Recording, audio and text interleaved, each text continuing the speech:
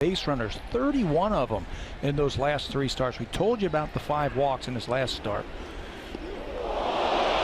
Donaldson gets hit by a pitch, and he doesn't like that too much. And Donaldson has something to say to Volquez. And now everybody converging, but Donaldson's been red hot. He's had 7 RBIs in this series, and he's been very comfortable at the plate.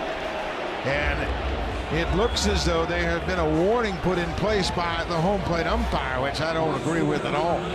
Well, Kansas City's been hit 3 times, I believe, in this series, and Donaldson's been hot, so I understand that. Might be a little bit too high for me, you know, from the waist down.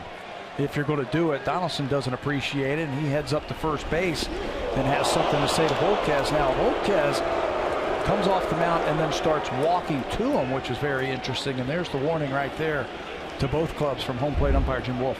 Kansas City